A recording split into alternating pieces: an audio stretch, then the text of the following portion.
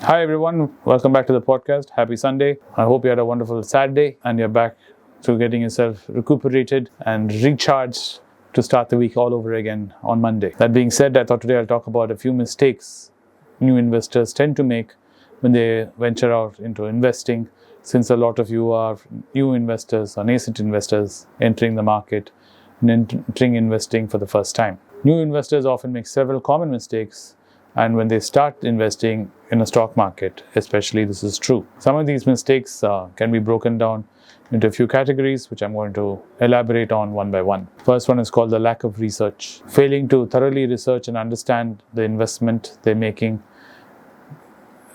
Most investors, nascent investors, struggle to see why they're not successful as they can be in their investment. They expect a certain return because they've not done the research, and they enter it and they don't realize they've entered that instrument at a wrong market time or at an unfavorable condition. They've picked up the asset. So this could be bonds, this could be stocks, this could be real estate. I'm talking broadly about all of this. I'm just not talking about mutual funds or stocks.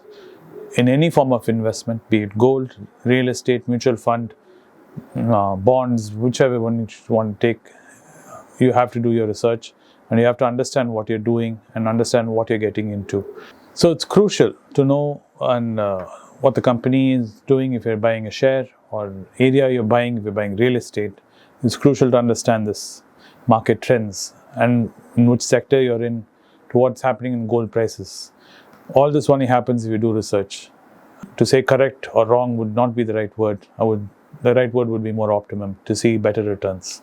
Because all kinds of investments go up and down and can be right or wrong. But what we want to do is make sure we invest in such a way that we reach our goal in the time frame which we aspire to reach these goals. So where do we do this research? Most of the research is just reading. You have to go online, buy books and read. And the second place where you can gain this kind of research is through interacting with other market players. When you do this, please do realize when you talk to other people, they are completely colored with their bias when they're giving you information. So if you're talking to someone who's very bullish about the real estate market, they'll play it up saying everything is great, everything is wonderful, it all depends on where you buy. If you're talking to someone who's very bearish about the real estate market, they in turn will say right now is a terrible time to buy, no point looking at it. The prices are too high, or you're not going to see any returns in the near future. This is real estate. This is the same thing applies true for stock market. There will be people who will tell you the stock market, India is going to be growing exponentially from here, and any price you buy, whatever you buy, it's going to grow. And they'll be very aggressive in their stance. Then you'll have people in the other end of the spectrum who will say everything is doom and gloom, things are going to turn very bad. You better not invest right now. You should rather sit it out. So what do you do with this? What you do is you have to understand and make a decision which is prudent for you. This is why I keep saying, stop asking Kesav, stop asking Anand, asking me, saying this is my portfolio, should I buy this, should I sell this? Is it the right time to buy this? Is it the right time, wrong time to buy this? We can't. How can we possibly tell you what you should be doing? It's like asking directions for a place when you don't tell the person where you're going. So it's like randomly saying, shall I take this road? Can I turn right here? If I'm standing on the roadside and you pull up to me in the car and you suddenly roll the window down and said, can I take a right here? You look at me and you'll be like, what's wrong with you? How can I tell you? Same way it's true when you reach out to us like this on social media platforms. All of you, I do understand that you're full of anxiety and you're full of eagerness to achieve success, financial success, that too. And you would like to get there sooner than later. But randomly asking people questions like this on social media platforms is not the way to go about it. Please do research. This is a big mistake all new investors make, and I can't stress this enough. That's why I brought it up first. Second mistake most new investors make is called emotional decision making. That's allowing your emotions such as fear and greed to drive your investment decisions. Emotional reactions can lead to impulse buying or selling. This is what we call knee-jerk reactions in the market. When you suddenly hear a piece of news, the famous one is, of course, which Anand is referred to, is when the terrible Bombay attacks happened, and when Taj was targeted by the terrorist, the immediately knee-jerk reaction from the market was to dump the Tata Indian Hotel Company share. Without thinking twice about it, everyone started dumping it. But that was an impulsive reaction. Nothing had changed fundamentally about Tatas. They still were a huge company, and nothing had changed in the leadership. And they have many more properties across the globe, hotels especially, and even if we're only looking at Indian hotels. And nothing had operationally changed, or the economic condition of the company had not changed. It was a terrible accident, not an accident, terrible terrorist attack which had happened on one property, but the market overreacted. It was a great time to buy.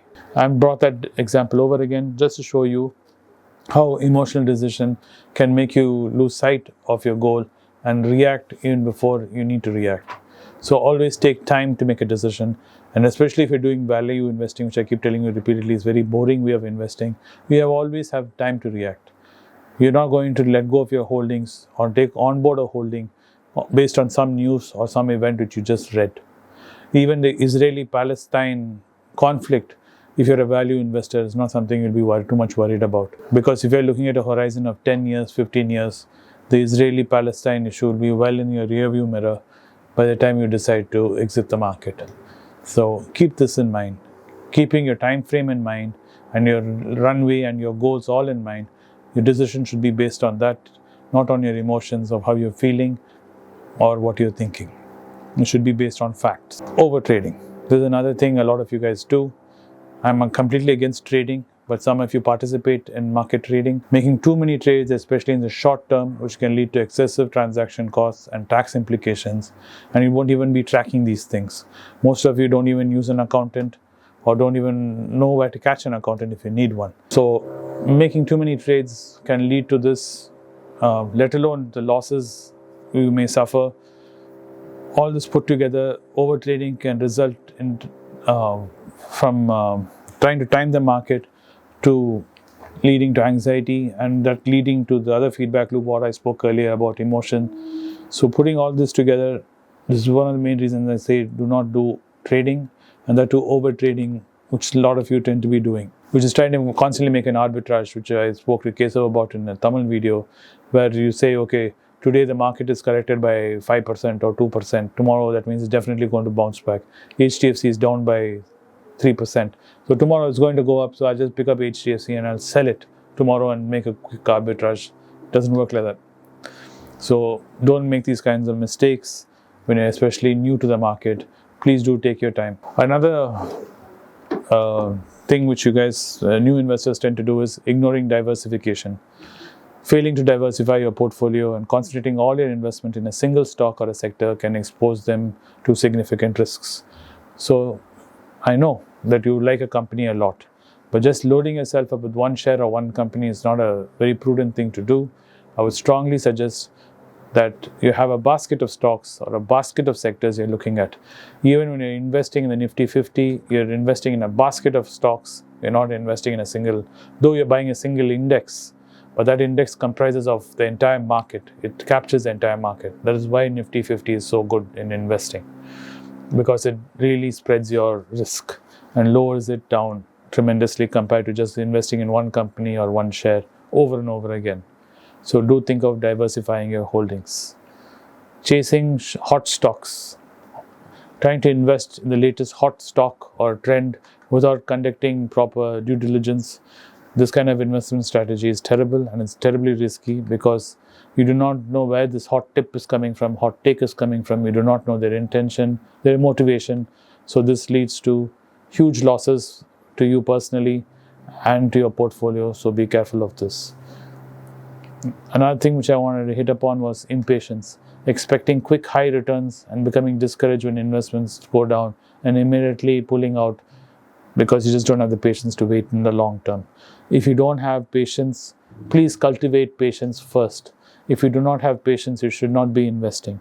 Patience is something, the cornerstone of everything you do in life, from your career to any activity such as weight loss or any hobbies you do. It's all based, the building block is patience. If you do not know how to sit and wait for something, you cannot succeed in anything. So please first learn patience before you get into investing. Have a clear strategy in mind when you're doing this. Not having a clear, well-defined goal or a strategy in place, not having a plan or a roadmap can lead you to show failure because you do not know where you're going. There's a famous song by George Harrison which said that if you don't know where you're going, any road will take you there. So it's important to know where you want to go. No one gets in the car and starts driving or not knowing where they're going. Same way, you should not get into investing without really knowing what you're doing. So these are some of the basic mistakes most new investors make when they enter the market. I'm sure there's plenty more which you guys can think of, which I suggest you can put down in the comments below, so other viewers may also read and learn from them. So thank you for watching the podcast today. I hope you have a beautiful Sunday. As we head into the week tomorrow, I'll catch you on another one.